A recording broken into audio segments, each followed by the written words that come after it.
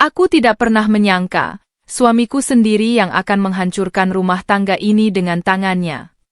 Pintu kamar hotel itu terbuka perlahan. Dan di sanalah suamiku berdiri, bersama wanita lain. Tanganku gemetar. Nafasku tercekat. Dunia runtuh dalam 1 detik. Assalamualaikum. Sebelum lanjut, dukung channel ini dengan subscribe ya, supaya lebih banyak kisah rumah tangga yang bisa jadi pelajaran untuk kita semua. Dan tulis di komentar, kamu nonton dari kota mana? Sekarang, mari kita lanjutkan kisahnya. Pintu rumah terbuka perlahan pukul 11 malam. Aku yang sedang melipat pakaian anak-anak langsung menoleh. Langkah kaki itu masih sama. Berat. Tegas. Tapi entah kenapa, terasa jauh. Mas pulang? Tanyaku lembut dari ruang tengah. Iya. Hanya satu kata. Namaku Aisyah, 34 tahun. Ibu 2 anak. Istri dari seorang pria yang dulu sangat kubanggakan. Suamiku, Raka, 38 tahun. Manajer pemasaran di perusahaan properti ternama. Cerdas, ambisius, pekerja keras. Seorang pria yang selalu punya rencana 5 tahun ke depan. Dulu, setiap pulang kerja dia akan mencium keningku. Sekarang, tas kerjanya lebih dulu diletakkan sebelum dia menatap wajahku. Aku berdiri dan mendekat. Mas sudah makan? Aku hangatkan sup ya. Sudah makan di luar, jawabnya sambil membuka ponsel. Di luar. Kata itu makin sering kudengar akhir-akhir ini. Aku menahan napas. Dengan siapa? Raka mengangkat wajahnya sekilas. Klien. Masa kamu interogasi terus sih? Nada itu tajam. Seolah aku bukan istri, tapi petugas keamanan. Aku tersenyum kecil. Berusaha tidak memperpanjang. Karena sebagai istri, aku selalu percaya satu hal, rumah tangga dijaga dengan kesabaran. Tapi malam itu, saat Raka melepas jasnya, aroma parfum yang asing menyeruak. Bukan aroma maskulin yang biasa kupilihkan untuknya. Ini lebih lembut. Lebih manis. Aroma wanita. Tanganku berhenti di udara. Mas ganti parfum? HM? Oh, mungkin kena orang di kantor. Jawaban cepat. Terlalu cepat. Aku diam. Hari-hari berikutnya berubah perlahan. Tidak meledak. Tidak dramatis. Hanya sunyi yang makin panjang. Raka mulai sibuk dengan ponselnya bahkan saat makan malam. Mas, besok kita jadi ke rumah mama kan? Tanyaku suatu sore. Kamu aja sama anak-anak. Aku ada meeting. Meeting hari Minggu? Bisnis itu bukan jam kantor, Syah. Aku menatapnya. Pria ini dulu selalu berkata, keluarga nomor 1. Sekarang, nomor 1 mungkin sudah berubah. Suatu malam, anak sulung kami, Farhan, mendekatiku. Bunda, ayah kenapa jarang main sama kita? Pertanyaan polos itu menusuk. Kerja, nak. Ayah kerja supaya kita bisa sekolah bagus. Tapi dulu ayah tetap main walau kerja. Aku terdiam. Anak kecil saja bisa merasakan perubahan itu. 2 minggu kemudian, aku menemukan sesuatu yang tak pernah ingin kutemukan. Raka tertidur di sofa. Ponselnya tergeletak di meja. Layar menyala. Sebuah pesan masuk. Clara. Aku kangen tadi siang. Hati-hati ya di rumah. Darahku seperti berhenti mengalir. Tanganku gemetar saat membuka layar. Tidak ada sandi. Mungkin dia lupa. Percakapan mereka panjang. Intens. Terlalu intim untuk sekadar rekan kerja. Kamu lebih mengerti aku daripada istriku. Kalau sama kamu rasanya hidup lagi. Air mataku jatuh tanpa suara. Lebih mengerti? Selama 10 tahun pernikahan, aku menemaninya dari nol. Saat dia belum punya mobil. Saat kami masih mencicil rumah kecil ini. Saat aku menjual perhiasanku untuk membantu modal bisnisnya. Aku yang mengerti setiap lelahnya. Aku yang menguatkan setiap gagalnya. Tapi sekarang, seorang wanita bernama Clara dianggap lebih mengerti? Langkah kaki terdengar. Aku cepat meletakkan ponsel itu kembali. Raka bangun setengah sadar. Kamu belum tidur? Aku cuma ambil air, jawabku pelan. Aku tidak menangis di depannya. Belum. Hari berikutnya, aku mencoba bicara. Mas, kita bisa ngobrol? Raka menghela napas panjang. Ada apa lagi? Aku merasa kita makin jauh. Itu cuma perasaan kamu. Aku lihat pesan di ponsel kamu. Sunyi. Tatapan Raka berubah.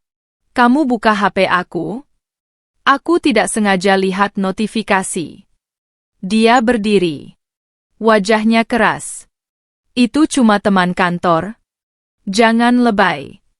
Teman kantor tidak bilang kangen seperti itu, Mas. Raka tertawa kecil. Sinis. Kamu ini kenapa sih? Hidup kamu cuma rumah. Dunia di luar itu beda. Aku butuh teman diskusi. Teman diskusi atau pelarian? Tanyaku lirih. Raka mendekat, suaranya rendah tapi dingin. Kamu berubah, Syah. Kamu terlalu sibuk jadi ibu. Kamu lupa merawat diri.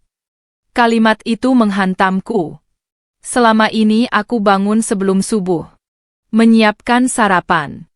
Mengantar anak sekolah. Mengurus rumah. Membantu laporan keuangannya saat dia butuh. Bahkan masih menyempatkan diri memasak makanan favoritnya. Dan sekarang aku dianggap lupa merawat diri? Kalau begitu ajari aku, kataku hampir berbisik. Raka memalingkan wajah. Aku capek. Jangan mulai drama. Drama. 10 tahun pengabdian disebut drama. Malam itu aku menangis di kamar mandi agar anak-anak tak mendengar. Air dari shower mengalir, menyamarkan suara isakku. Aku menatap pantulan wajahku di cermin. Ada lingkar gelap di bawah mata. Rambut yang jarang sempat diurus ke salon. Tubuh yang tak lagi seideal dulu. Apakah benar aku berubah? Apakah aku kehilangan dirinya karena terlalu fokus pada keluarga? Atau memang, ada pria yang tidak pernah puas? Beberapa hari kemudian, sebuah pesan anonim masuk ke ponselku. Kalau mau tahu kebenaran suamimu, datanglah ke Hotel Mahkota, Jumat malam jam 9. Jantungku berdegup kencang. Ini bukan lagi sekadar pesan manis di ponsel. Ini nyata. Aku duduk lama di ruang tamu malam itu, menunggu Raka bersiap. Mas mau kemana? Tanyaku tenang. Meeting klien luar kota. Mungkin pulang besok. Luar kota. Padahal Hotel Mahkota hanya 30 menit dari rumah. Aku tersenyum tipis. Semoga meetingnya lancar. Raka mencium keningku sekilas. Ciuman yang terasa asing. Pintu tertutup. Dan untuk pertama kalinya dalam hidupku, aku merasa benar-benar sendirian di dalam rumah yang dulu penuh cinta. Malam itu, keputusan besar mulai tumbuh dalam hatiku. Apakah aku akan tetap menjadi istri yang diam dan bertahan? Atau perempuan yang berani menghadapi kebenaran, seberapapun menyakitkannya? Langit di luar gelap. Tapi badai sebenarnya baru akan dimulai. Hotel Mahkota berdiri megah di tengah kota, lampu-lampunya berkilauan seperti tidak peduli pada hati seorang istri yang sedang hancur. Aku berdiri di seberang jalan, menggenggam tas dengan tangan gemetar. Jam di ponsel menunjukkan pukul 20.47. 13 menit lagi. Angin malam terasa lebih dingin dari biasanya. Atau mungkin tubuhku yang menggigil bukan karena cuaca, tapi karena kebenaran yang sebentar lagi akan menampar wajahku. Aku bisa saja pulang. Berpura-pura tidak tahu. Menjadi istri yang tetap tersenyum walau hatinya retak. Tapi malam ini, aku memilih untuk melihat sendiri. Pukul 20.59, Sebuah mobil hitam berhenti di depan lobi hotel. Itu mobil Raka. Jantungku seperti berhenti berdetak. Raka keluar dengan kemeja biru gelap yang tadi sore kupersiapkan. Rambutnya disisir rapi. Wajahnya terlihat berbeda. Lebih hidup. Lebih bersemangat. Beberapa detik kemudian, seorang wanita turun dari sisi penumpang. Tinggi. Langsing. Gaun merah anggur membungkus tubuhnya dengan percaya diri. Rambut panjangnya tergerai indah. Clara. Wanita yang selama ini hanya kulihat lewat layar ponsel. Mereka tertawa. Raka bahkan menyentuh punggungnya lembut saat berjalan masuk ke lobi. Sentuhan yang dulu hanya milikku. Dadaku sesak. Air mata mulai mengaburkan pandangan. Tapi kakiku tetap melangkah. Aku masuk ke hotel itu. Aroma wangi dan pendingin ruangan menyambutku. Kontras dengan panas yang membakar di dalam dada. Aku melihat mereka di meja resepsionis. Suite seperti biasa, Mas? Tanya petugas dengan senyum ramah. Seperti biasa. Artinya ini bukan yang pertama. Raka mengangguk santai. Tanganku mengepal. Mereka masuk lift. Aku berlari kecil sebelum pintu tertutup. Mas! Suara itu keluar begitu saja dari tenggorokanku. Pintu lift hampir menutup, tapi sensor otomatis membuatnya terbuka kembali. Raka membeku. Wajahnya pucat. Aisyah? Clara menoleh, menatapku dari ujung kepala sampai kaki dengan tatapan menilai. Aku masuk ke dalam lift tanpa diundang. Sunyi. Hanya suara mesin lift yang berdengung pelan. Meeting luar kota, ya? Tanyaku pelan, menatap pantulan wajah kami di cermin lift. Raka menelan ludah. Kamu ngapain di sini? Aku yang harusnya tanya itu. Clara menyilangkan tangan. Mas Raka, mungkin lebih baik kita jelaskan baik-baik. Nada suaranya tenang. Seolah aku hanya tamu tak diundang. Lift berhenti di lantai 12. Pintu terbuka. Raka melangkah keluar dengan gelisah. Aku mengikuti. Di depan kamar suite itu, aku berhenti. Kamu bohong, Mas, ucapku lirih. Dan kamu melakukannya berkali-kali. Raka mengusap wajahnya frustrasi. Syah, jangan bikin keributan di sini. Keributan? Suaraku mulai bergetar. Yang kamu lakukan ini apa namanya? Clara memutar mata pelan. Kita bisa bicara dewasa, Mbak. Tidak perlu drama. Kata itu lagi. Drama. Aku tertawa kecil. Tawa yang bahkan terdengar asing di telingaku sendiri. 10 tahun pernikahan bukan drama, kataku menatap Clara tajam. Itu perjuangan. Raka memegang lenganku pelan. Sudah, kita pulang. Kita selesaikan di rumah. Aku menepis tangannya. Tidak. Aku ingin dengar sekarang. Sunyi beberapa detik. Akhirnya Raka menghela napas panjang, seolah lelah menyembunyikan semuanya. Iya, katanya pelan. Aku dekat dengan Clara. Dekat. Kata yang terlalu ringan untuk sebuah pengkhianatan. Sejak kapan? Tanyaku. Beberapa bulan. Beberapa bulan. Artinya saat aku sibuk menyiapkan ulang tahun anak kami. Saat aku menemaninya lembur membuat proposal. Saat aku percaya sepenuhnya padanya. Kenapa? Bisikku. Pertanyaan sederhana. Tapi jawabannya menentukan segalanya. Raka menatapku, matanya tidak lagi sehangat dulu. Aku capek, Syah. Di rumah isinya cuma anak, tanggung jawab, masalah. Aku merasa tidak dihargai. Hatiku seperti diremas. Tidak dihargai? Ulangku. Aku yang selalu mendukungmu, tidak menghargaimu? Kamu berubah, katanya lagi. Kamu terlalu fokus jadi ibu. Kamu tidak lagi seperti dulu. Aku menatap tubuhku sendiri. Pakaian sederhana. Hijab yang rapi tapi tidak mewah. Clara berdiri di sampingnya, memancarkan percaya diri yang menyilaukan. Jadi kamu cari yang seperti dia? Tanyaku pelan. Raka tidak menjawab. Dan diamnya adalah pengakuan paling jujur. Air mata mengalir tanpa bisa kutahan lagi. Mas, aku setia. Suaraku pecah. Aku tidak pernah melihat pria lain. Bahkan saat kamu pulang larut tanpa kabar, aku tetap membelamu di depan orang tuamu. Raka terdiam. Clara akhirnya angkat bicara. Mbak Aisyah, Mas Raka berhak bahagia. Kalimat itu membuat darahku mendidih. Bahagia di atas air mata istrinya? Tanyaku tajam. Clara terdiam. Aku menatap Raka sekali lagi. Jawab aku satu hal. Kalau aku yang melakukan ini, apa kamu akan bilang aku cuma butuh bahagia? Raka membuang muka. Dan saat itulah aku tahu, jawabannya tidak akan pernah adil.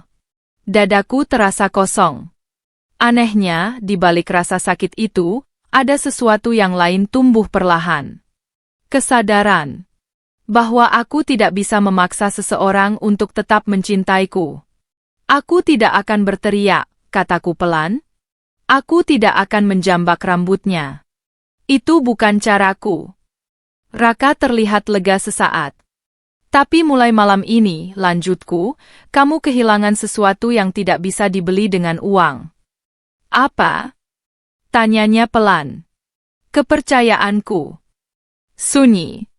Lift di ujung lorong berbunyi pelan. Aku melangkah mundur. Silakan lanjutkan meeting luar kotanya. Dan aku berbalik. Setiap langkah terasa berat, tapi aku tidak menoleh lagi. Di dalam lift, air mataku jatuh deras. Tubuhku lemas. Tapi aku tidak roboh. Saat pintu lift terbuka di lobi, aku melihat pantulan diriku di kaca besar. Aku memang terlihat lelah. Tapi di mata itu, ada api. Api seorang istri yang dikhianati. Api seorang ibu yang tidak akan selamanya diinjak. Malam itu aku tidak pulang dengan status yang sama. Aku pulang dengan hati yang retak. Dan keputusan yang mulai terbentuk. Apakah aku akan mempertahankan pernikahan ini? Atau membiarkannya hancur bersama kebohongan yang dibangun di atasnya? Satu hal yang pasti. Pengkhianatan ini belum selesai. Dan balasannya, mungkin bukan seperti yang mereka bayangkan. Malam itu aku pulang lebih dulu dari hotel mahkota. Rumah terasa sunyi. Tidak ada suara televisi. Tidak ada tawa anak-anak karena mereka sudah tidur. Aku berdiri lama di ruang tamu. 10 tahun. 10 tahun membangun semuanya dari nol. Sofa ini kami beli dengan cicilan pertama saat Raka baru naik jabatan. Lukisan di dinding itu hadiah ulang tahunku yang kelima setelah menikah. Setiap sudut rumah menyimpan cerita. Dan malam ini, semua terasa seperti panggung sandiwara yang runtuh. Aku duduk perlahan. Air mata jatuh lagi. Tapi kali ini bukan hanya karena sakit. Ada sesuatu yang berubah dalam diriku. Aku tidak lagi ingin bertanya, kenapa kamu melakukan ini? Aku mulai bertanya, kenapa aku harus tetap di sini? Pintu rumah terbuka pukul 1 dini hari. Raka masuk dengan langkah pelan. Dia berhenti saat melihatku masih duduk di ruang tamu. Kamu belum tidur? Aku menunggu. Suasana tegang. Tidak ada teriakan. Justru itu yang membuatnya lebih berat. Raka meletakkan kunci mobil di meja. Syah, soal tadi? Apa yang mau kamu jelaskan? Tanyaku tenang. Dia terdiam beberapa detik. Aku salah. Hanya 2 kata. Aku tersenyum kecil, pahit. Kesalahan itu lupa ulang tahun. Ini pilihan, Mas. Raka menghela napas panjang. Aku cuma merasa hidupku monoton. Dan solusinya tidur dengan wanita lain? Nada suaraku tetap rendah. Tapi setiap kata seperti peluru. Raka mengusap wajahnya frustasi. Kamu tidak mengerti tekanan di kantor. Clara itu, dia mendengarkan aku.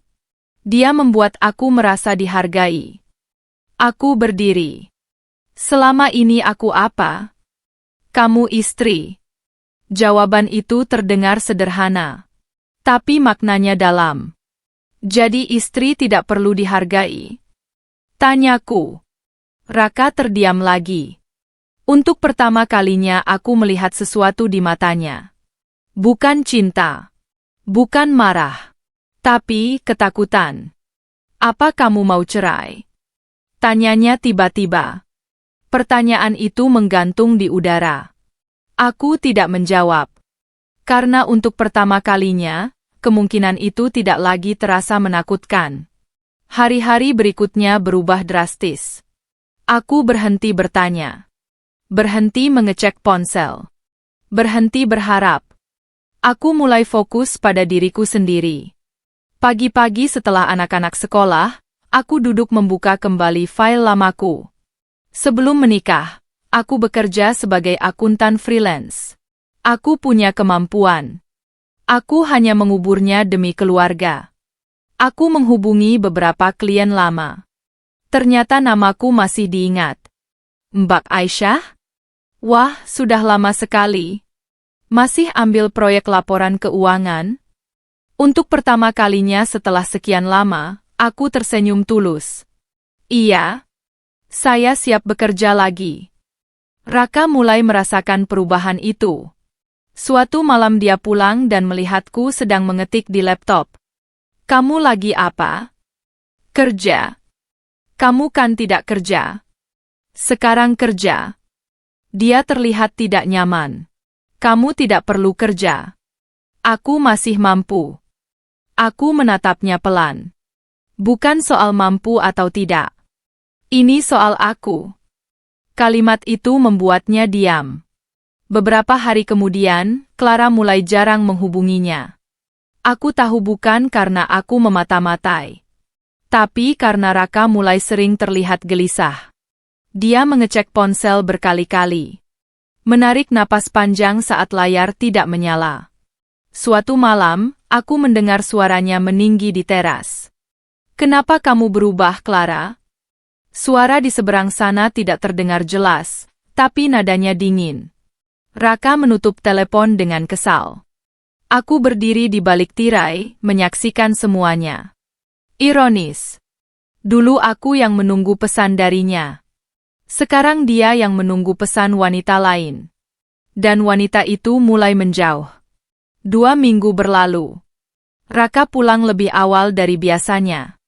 Wajahnya pucat. Kantorku tahu, katanya pelan. Apa? Hubunganku dengan Clara. Jantungku berdetak lebih cepat. Lalu? Direktur memanggilku. Katanya itu melanggar etika perusahaan. Clara juga dipanggil. Aku tidak berkata apa-apa. Kami diminta memilih. Mengakhiri hubungan, atau salah satu dari kami keluar. Dan? Tanyaku. Clara mengundurkan diri. Aku menatapnya dalam. Dan kamu? Aku bertahan. Sunyi. Beberapa detik kemudian dia berkata lirih. Tapi dia marah padaku. Katanya aku pengecut. Aku hampir tertawa. Jadi sekarang dia merasakan ditinggalkan? Mas, kataku pelan, apa kamu pikir selingkuhan itu akan setia? Raka menunduk. Untuk pertama kalinya, dia terlihat benar-benar kehilangan. Malam itu dia masuk kamar dan duduk di tepi ranjang. Aisyah. Aku berhenti melipat pakaian. Aku menyesal. Kalimat itu akhirnya keluar. Tapi entah kenapa, tidak lagi menggetarkan hatiku. Menyesal karena ketahuan? Atau karena ditinggalkan? Tanyaku. Dia terdiam lama. Aku kehilangan semuanya, bisiknya. Kamu belum kehilangan semuanya, jawabku pelan. Kamu masih punya anak-anak. Raka menatapku. Dan kamu? Aku menarik napas dalam. Itu tergantung kamu. Beberapa hari kemudian, Farhan ulang tahun. Biasanya Raka yang paling sibuk menyiapkan kejutan. Tahun ini, dia terlihat canggung. Saat meniup lilin, Farhan berkata polos. Ayah jangan marah-marah lagi ya. Raka terdiam. Wajahnya berubah. Anak sekecil itu pun merasakan jarak di rumah ini. Setelah tamu pulang, Raka duduk sendiri di ruang tamu. Aku mendekat. Aku tidak mau anak-anak tumbuh dalam rumah yang penuh kebohongan, kataku pelan. Aku bisa berubah, katanya cepat. Aku menatapnya lama. Perubahan bukan janji. Perubahan itu bukti. Air matanya akhirnya jatuh. Pria yang selama ini selalu terlihat kuat, kini rapuh. Aku takut kehilangan kamu. Kalimat itu terlambat. Karena sesuatu dalam diriku sudah retak terlalu dalam. Aku tidak lagi marah seperti di hotel malam itu. Aku justru merasa tenang. Tenang yang berbahaya. Karena saat seorang istri berhenti marah, biasanya dia sudah berhenti berharap. Malam itu, setelah semua tidur, aku berdiri di depan cermin lagi. Tapi kali ini berbeda. Aku tidak melihat perempuan yang kalah. Aku melihat perempuan yang sedang bangkit. Penyesalan Raka mungkin nyata. Tapi luka yang dia tinggalkan juga nyata. Pertanyaannya sekarang bukan lagi apakah dia menyesal. Pertanyaannya adalah, apakah aku masih bisa mencintai pria yang pernah memilih wanita lain di atas kesetiaanku? Dan jika jawabannya tidak, apakah aku cukup kuat untuk melangkah pergi? Di luar sana, hujan turun perlahan. Seperti membersihkan debu yang lama menempel. Tapi apakah hujan cukup untuk membersihkan pengkhianatan? Itu yang akan segera kutentukan. Pagi itu terasa berbeda. Tidak ada teriakan. Tidak ada tangisan. Justru sunyi yang menyesakkan. Aku duduk di meja makan, menatap secangkir teh yang sudah dingin. Anak-anak berangkat sekolah seperti biasa. Raka berangkat kerja tanpa banyak bicara. Beberapa minggu terakhir, dia berusaha berubah. Pulang tepat waktu. Membantu anak-anak belajar. Bahkan membawakan bunga sesekali. Dulu, aku akan luluh. Sekarang, hatiku seperti kaca retak yang dilem kembali. Bentuknya masih sama, tapi garis-garis patahnya tak pernah hilang. Siang itu, ponselku berdering. Nama yang muncul membuat dadaku sesak. Mama Raka. Aku mengangkatnya perlahan. Assalamualaikum, Syah. Waalaikumsalam, Ma. Suaranya terdengar berat. Kamu dan Raka kenapa? Jadi dia sudah tahu. Aku menutup mata sejenak. Raka cerita? Tanyaku pelan. Dia bilang kamu berubah. Dia bilang kamu ingin berpisah. Aku tersenyum pahit. Selalu begitu. Pria yang bersalah, seringkali pandai memutar cerita. Ma. Raka selingkuh. Sunyi panjang di seberang sana. Apa kamu yakin?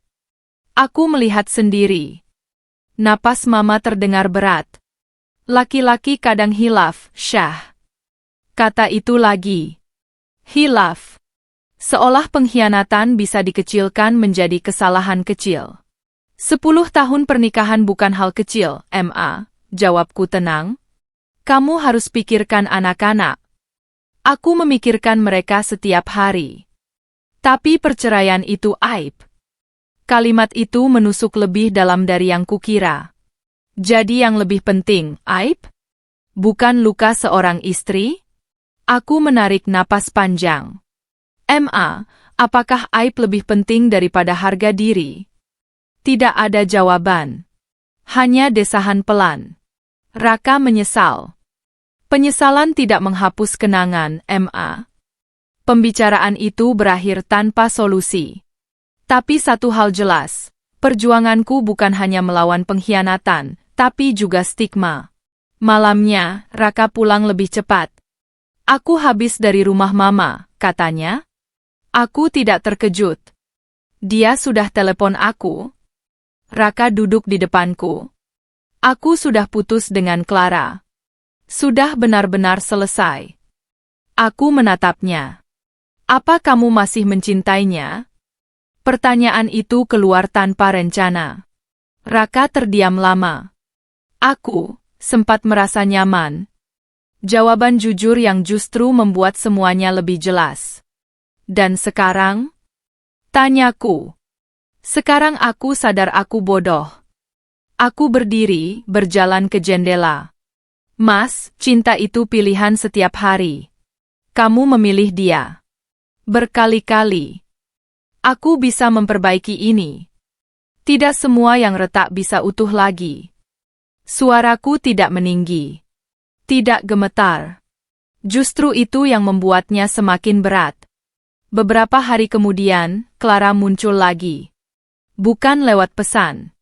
Bukan lewat telepon. Tapi langsung di depan rumahku. Aku sedang menyiram tanaman saat mobil putih berhenti. Clara turun dengan wajah yang tidak lagi seangkuh dulu. Mbak Aisyah, kita bisa bicara? Aku menatapnya tanpa emosi. Untuk apa? Mas Raka menjauhiku. Karena kamu. Aku hampir tertawa. Karena aku? Atau karena dia takut kehilangan pekerjaannya? Clara menggigit bibirnya. Aku mencintainya. Kalimat itu terdengar begitu polos. Begitu yakin. Aku menatapnya dalam. Apakah kamu siap membangun rumah tangga dengan pria yang pernah mengkhianati istrinya? Dia terdiam. Kalau dia bisa meninggalkanku setelah 10 tahun, apa kamu yakin dia tidak akan meninggalkanmu setelah 10 bulan? Clara tidak menjawab. Untuk pertama kalinya, aku melihat keraguan di matanya. Cinta tanpa komitmen itu hanya nafsu, kataku pelan. Dan nafsu selalu mencari yang baru. Aku berbalik masuk ke rumah. Tanpa marah. Tanpa teriak. Karena aku tidak lagi bersaing. Malam itu, Raka mengetahui Clara datang. Apa yang dia bilang? Dia bilang dia mencintaimu. Raka menutup wajahnya dengan kedua tangan. Aku hancurkan semuanya. Aku duduk di depannya. Mas, aku ingin tanya satu hal terakhir. Dia mengangkat wajahnya perlahan. Kalau aku tidak pernah tahu, apakah kamu akan berhenti? Sunyi. Dan dalam sunyi itu, aku mendapatkan jawabannya. Tidak. Air mataku akhirnya jatuh lagi. Tapi kali ini bukan karena sakit. Melainkan karena kepastian. Beberapa hari kemudian, aku datang ke kantor pengacara. Tanganku tidak lagi gemetar. Aku sudah memikirkan ini matang-matang. Apa ibu yakin? Tanya pengacara itu lembut. Aku mengangguk. Saya tidak ingin membesarkan anak-anak dalam rumah yang penuh kebohongan. Berkas itu kutandatangani. Satu tanda tangan yang mengakhiri 10 tahun cerita. Saat Raka menerima surat gugatan, wajahnya benar-benar hancur. Kamu serius? Aku sudah berpikir lama. Aku sudah berubah. Perubahan butuh waktu. Tapi lukaku juga butuh ruang untuk sembuh. Raka berlutut di depanku. Untuk pertama kalinya dalam hidupku, aku melihat suamiku memohon. Jangan lakukan ini. Aku tidak bisa hidup tanpa kamu. Kalimat itu dulu mungkin akan membuatku luluh. Sekarang, hanya membuatku sadar. Betapa dia baru menyadari nilainya saat hampir kehilangan. Aku juga pernah merasa tidak bisa hidup tanpamu, kataku pelan. Tapi kamu mengajarkanku bahwa aku bisa. Air mata mengalir di wajahnya. Anak-anak berdiri di ujung tangga, menyaksikan semuanya. Dan saat itulah hatiku hampir goyah. Tapi aku mengingat malam di hotel itu. Tawa mereka. Sentuhan itu. Kebohongan itu. Dan aku tahu, jika aku bertahan hanya karena takut, aku akan mati perlahan. Malam itu, setelah semua reda, aku duduk sendirian. Rasa sakit masih ada. Cinta mungkin masih tersisa. Tapi harga diriku jauh lebih penting. Keputusan ini tak bisa ditarik kembali. Dan untuk pertama kalinya, aku merasa takut, sedih, tapi juga bebas. Di luar, langit cerah setelah hujan panjang. Kadang, sesuatu harus hancur, agar kita bisa membangun ulang dengan fondasi yang lebih kuat. Apakah ini akhir dari segalanya? Atau awal dari hidup yang baru? Itu akan terjawab di bab berikutnya. Hari sidang pertama tiba lebih cepat dari yang kubayangkan. Langit pagi itu mendung. Seolah tahu ada hati yang sedang diguncang. Aku berdiri di depan cermin, mengenakan gamis sederhana berwarna abu-abu muda. Tidak berlebihan. Tidak berduka. Hanya tenang. Tanganku sempat berhenti saat merapikan hijab. 10 tahun. Hari ini semuanya akan diuji di ruang sidang. Di ruang tamu, Raka sudah menunggu. Wajahnya pucat. Tidak lagi terlihat seperti manajer percaya diri yang dulu kubanggakan. Kini dia hanya pria yang takut kehilangan keluarganya. Kita masih bisa batalkan ini, katanya pelan saat mobil melaju. Aku menatap lurus ke depan. Kita sudah membatalkannya berkali-kali, Mas. Setiap kali kamu memilih dia, itu pembatalan untukku. Raka terdiam. Di ruang sidang, suasananya formal. Dingin. Tidak peduli pada sejarah cinta siapapun. Hakim membaca berkas dengan suara datar. Alasan perceraian, perselingkuhan. Kata itu terdengar begitu keras. Raka menunduk. Aku tidak menangis. Entah kenapa, air mata seakan sudah habis. Saat hakim menanyakan apakah kami masih ingin rujuk, Raka menjawab cepat. Saya masih ingin mempertahankan rumah tangga ini, Yang Mulia. Semua mata tertuju padaku. Apa ibu masih memberi kesempatan? Tanya hakim. Beberapa detik terasa seperti selamanya. Aku teringat malam di hotel. Pesan-pesan mesra itu.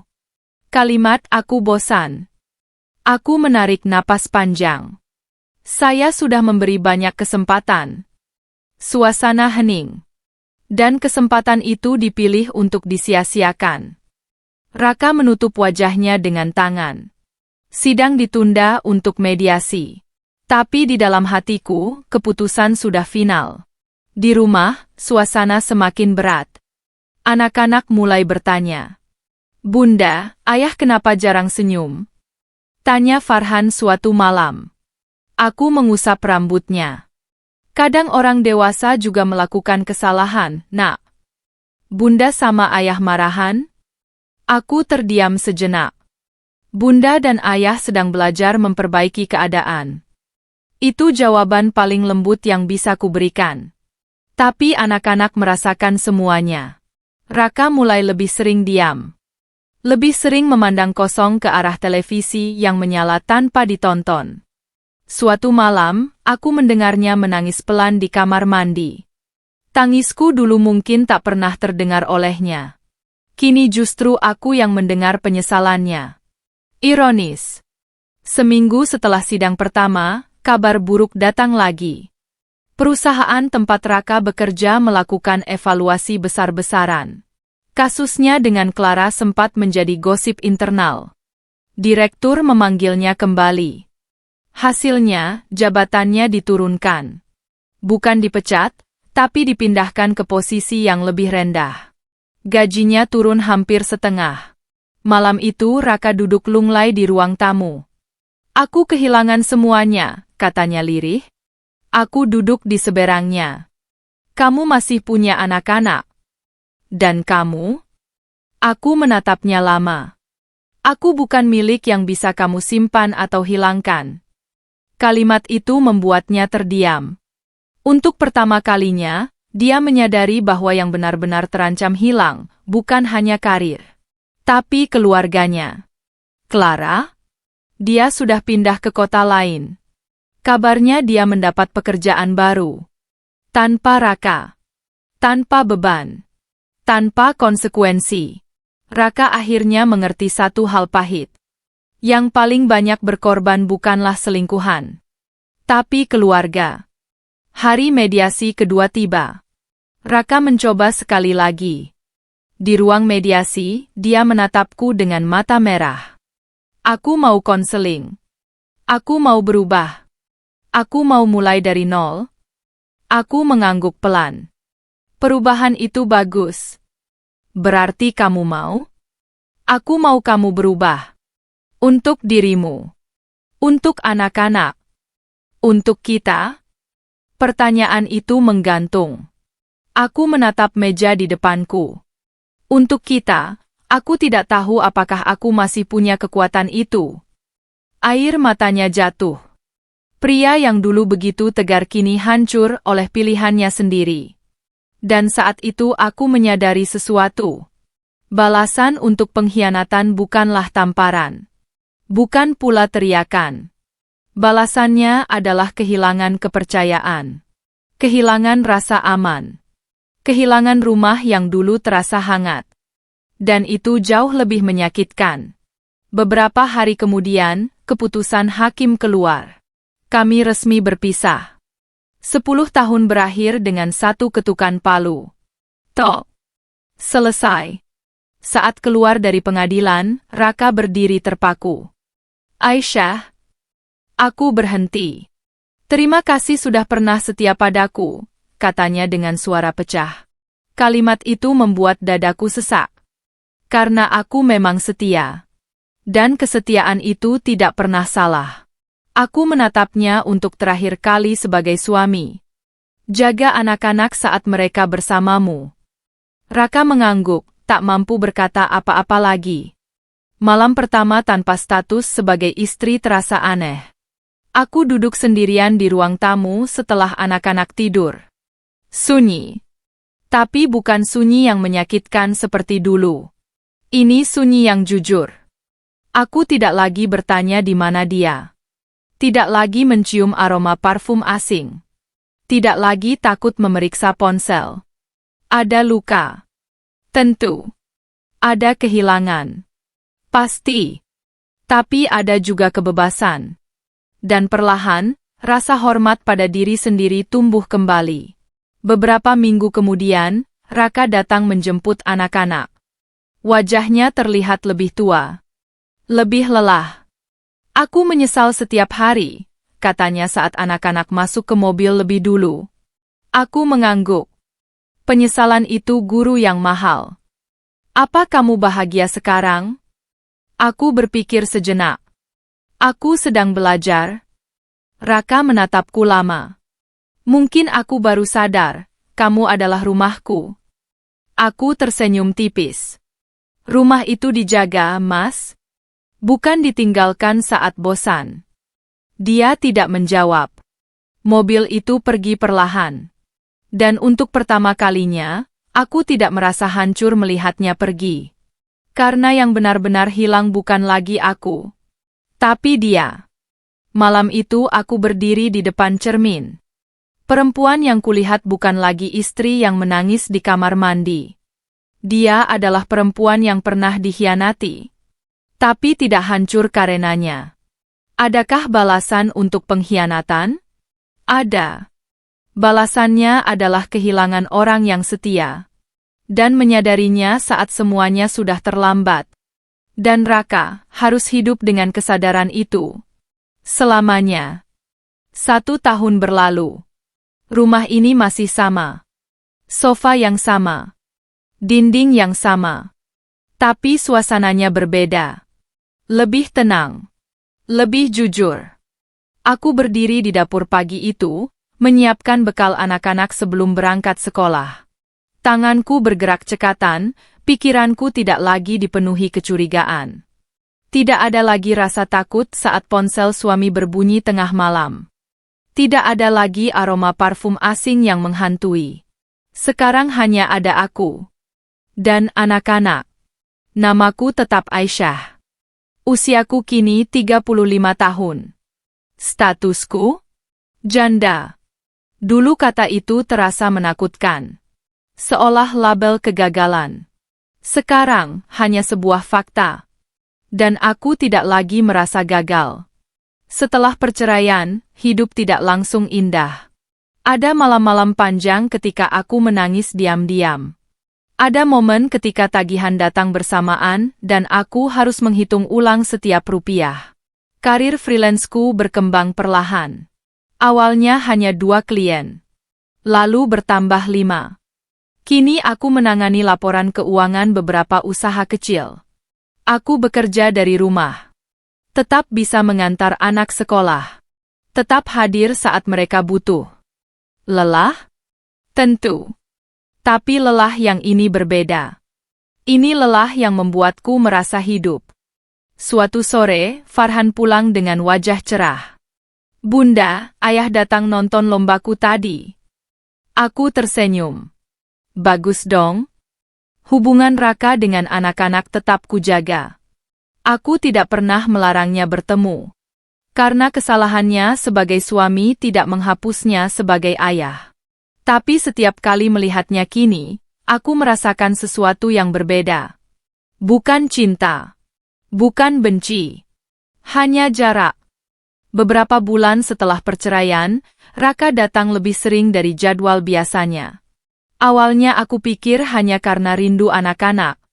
Tapi suatu malam, setelah anak-anak tertidur, dia berdiri di teras rumah. "Aisyah, boleh bicara sebentar?" Aku mengangguk. Angin malam berhembus pelan. "Aku pindah ke kontrakan kecil," katanya pelan. "Rumah dulu terlalu sepi." Aku tidak menjawab. Promosiku tidak pernah kembali. Aku tidak lagi dipercaya memegang proyek besar. Aku menatapnya tenang. Kehilangan kepercayaan memang mahal. Dia mengangguk pelan. Aku baru sadar yang paling sulit bukan kehilangan jabatan. Lalu? Kehilangan kamu. Sunyi. Setahun lalu, kalimat itu mungkin akan menghancurkanku. Sekarang, hanya membuatku menghela napas. "Mas, kita sudah melewati fase itu. Apa tidak ada sedikit pun kesempatan?" Tanyanya lirih. Aku menatapnya lama. "Aku memaafkanmu. Tapi hatiku tidak kembali seperti dulu. Aku bisa menunggu." "Menunggu apa? Versi diriku yang dulu?" "Dia sudah mati malam di hotel itu." Raka menunduk. Untuk pertama kalinya, dia tidak membela diri. Beberapa minggu kemudian, kabar tentang Clara sampai ke telingaku. Dia menikah dengan pria lain. Pengusaha muda di kota baru tempatnya bekerja. Cepat. Seolah hubungan dengan Raka hanya persinggahan. Aku tidak merasa marah. Tidak juga puas. Hanya semakin yakin bahwa apa yang terjadi dulu bukan cinta. Hanya pelarian. 1 tahun setelah perceraian, pengadilan mengirimkan surat finalisasi administrasi. Dokumen resmi yang menandakan semuanya benar-benar selesai. Aku memegang berkas itu lama. Tanganku tidak gemetar lagi. Raka datang menjemput anak-anak hari itu. Melihat surat di tanganku, dia tersenyum pahit. "Resmi ya?" "Sudah lama resmi." Dia terdiam. "Aisyah, aku belajar banyak tahun ini. Semoga bukan hanya belajar menyesal. Aku belajar menghargai." Aku mengangguk pelan. "Bagus." Dia menatapku dengan mata yang lebih dewasa. "Kalau waktu bisa diulang?" "Aku juga dulu berharap begitu," potongku lembut. Tapi hidup tidak bekerja seperti itu. Anak-anak berlari keluar membawa tas kecil. "Bunda, kita pergi dulu ya." Aku mencium kening mereka. Hidup harus terus berjalan. Malam itu, setelah rumah kembali sepi, aku duduk di teras sendirian. Langit cerah. Bintang terlihat jelas. Setahun lalu aku duduk di tempat yang sama, merasa duniku runtuh. Sekarang aku duduk dengan perasaan berbeda. Tidak sepenuhnya bahagia. Tidak sepenuhnya sedih. Tapi utuh. Aku akhirnya mengerti sesuatu yang dulu sulit ku terima. Pengkhianatan memang menyakitkan. Tapi ia juga membuka mata. Aku belajar bahwa kesetiaan bukan kelemahan. Bahwa menjadi istri setia bukan berarti harus menahan penghinaan. Bahwa harga diri bukan sesuatu yang bisa ditukar demi status. Balasan untuk pengkhianatan bukanlah melihatnya menderita.